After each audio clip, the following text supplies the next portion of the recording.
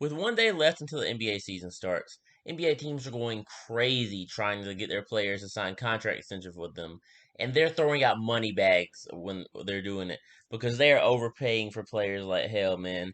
Like we already saw the Paul George one, and of course that was overpay, but I can reason with that because it was for a damn near superstar. So it's like, 109 million 4 year extension for Paul George.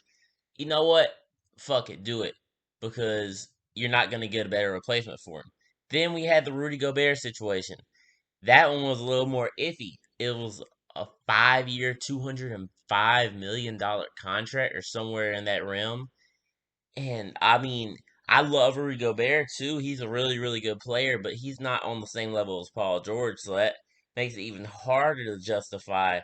And the Jazz aren't even as good as the Clippers, so that's was pretty crazy to me.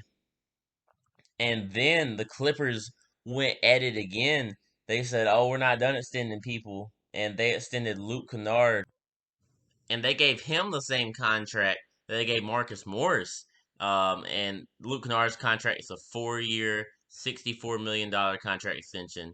And really, I mean, I like Luke Kennard, and I like Marcus Morris, but they kind of overpaid for both of them. So the Clippers is overpaying for everybody, but it is what it is.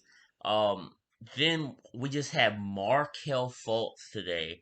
Markelle Fultz got a 3 year, $50 million contract extension. Now, yes, he was better last year, and he has all the potential in the world because obviously, if you saw him in college, even if you saw highlights, he was looking like he could be James Harden type level of scoring, man. Like he was scoring however the fuck he wanted. But right now, I don't like Markelle Fultz. Like he just does not have a 3 point game at all. It literally doesn't exist. I don't know what happened to his jumper, but he's not a threat from out there.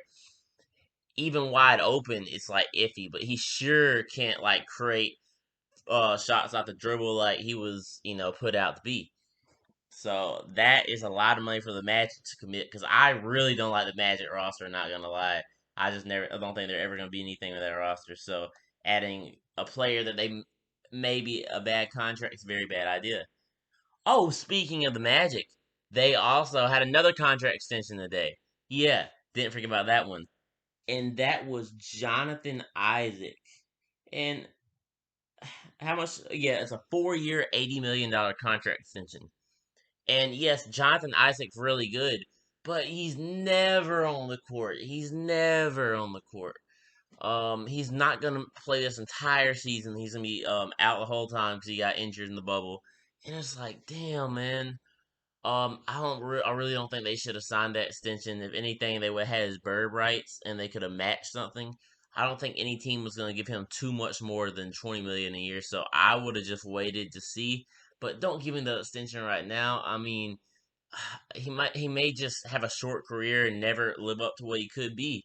And if anything, he's more of a defensive minded player, but I don't know, man. And as I'm making this video, I just saw that OG Anunoby signed a 4 year, $72 million extension. So that's like 18 million a year for him.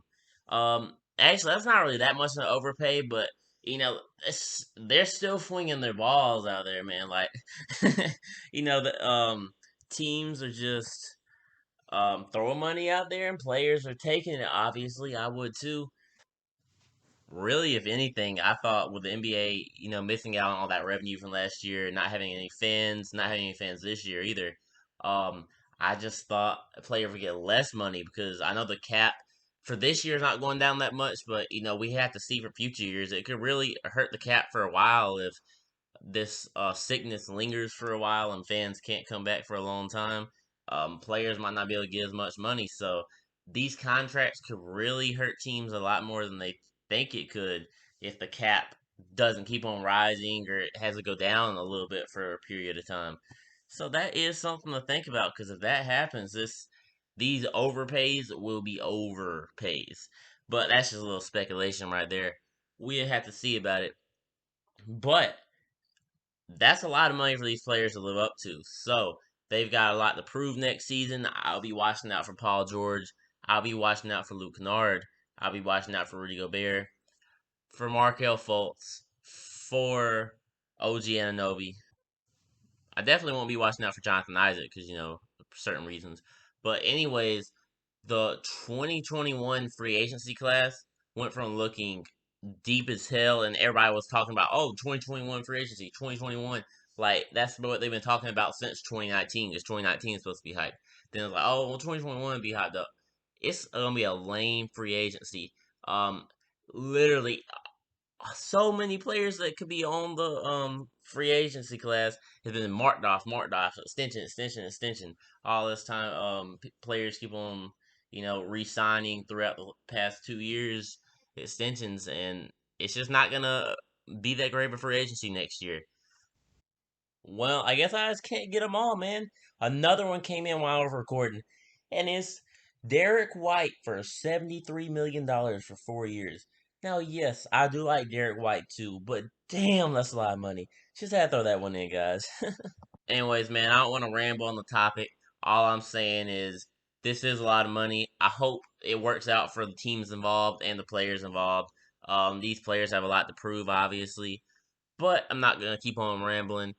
Like and subscribe if you want to. This is Untitled Sports. See you next time.